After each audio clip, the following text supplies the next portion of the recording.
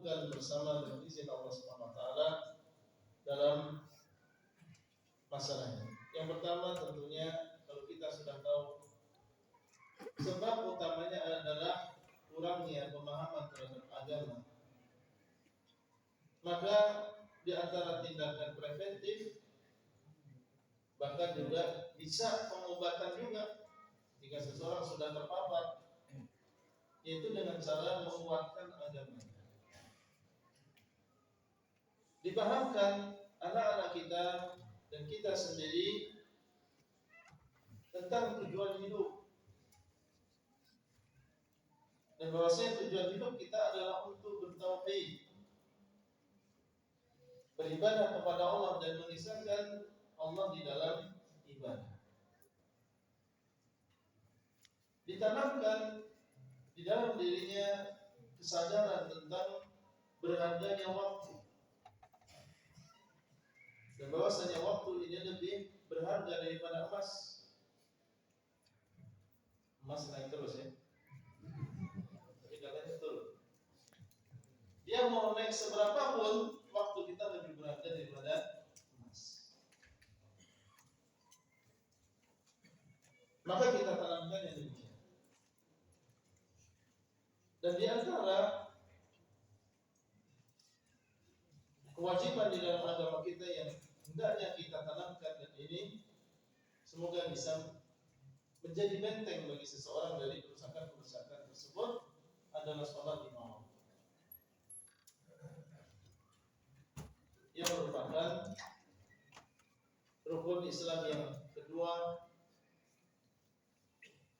yang dikatakan oleh Nabi SAW, kalau seseorang baik di dalam sholat lima waktu ini, maka insya Allah amalan-amalan yang lain juga baik. Tapi kalau dia buruk, maka amalan-amalan yang lain juga buruk. Seorang anak yang terbiasa dari kecil disiplin di dalam sholat lima waktunya, dan orang tuanya telah membiasakan, memerintahkan anaknya senantiasa untuk menjaga sholat lima waktu, maka insya Allah ini bisa menjadi benteng, sehingga meskipun di depannya ada permainan-permainan tersebut, maka insya Allah dia masih bisa terkontrol dan juga terawasi. Dia masih sadar bahwasanya sholat lima waktu ini adalah kewajiban yang penting di dalam agamanya. Insya Allah dia jika terbiasa melakukan sholat lima waktu pada waktunya dengan khusyuk, maka dia akan menyadari tentang pentingnya menjaga waktu, pentingnya seseorang menjaga dirinya jangan sampai melakukan amalan-amalan yang tidak bermanfaat. Kemudian di antara caranya adalah teladan yang baik dari orang tua. Karena banyak di antara remaja terpapar awalnya adalah karena melihat orang tua. Akhirnya yang namanya buah tidaklah jatuh kecuali di sekitar pohon, tidak jauh dari pohon.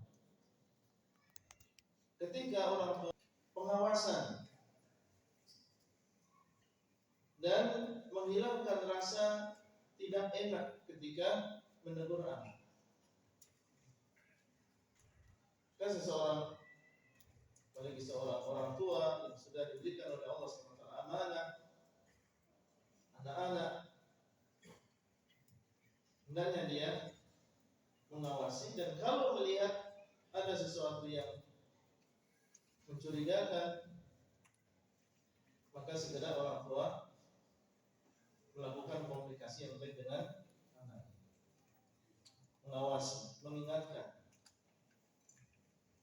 Sepekan yang di situ mereka bisa melihat kapan mereka harus belajar dan kapan mereka diperbolehkan untuk bermain.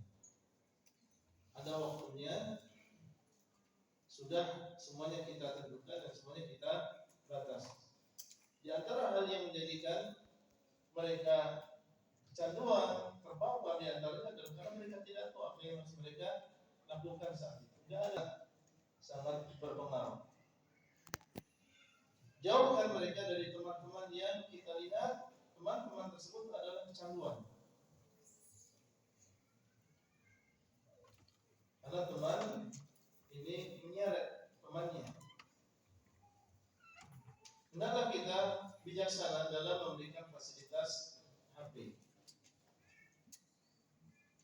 untuk menjauhkan mereka dari HP sama sekali mungkin agak sulit.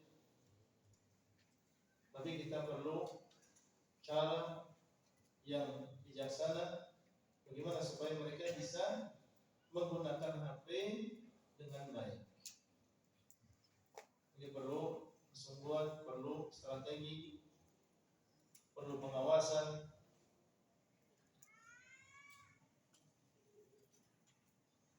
perlu niat yang tulus. Kemudian diantaranya adalah tentunya pihak-pihak yang mereka memiliki wewenang, dengan wewenangnya, dengan kekuasaannya, mereka bisa mengeluarkan aturan-aturan yang terkait dengan masalah ini. Seperti yang tadi kita sebutkan, pembatasan usia.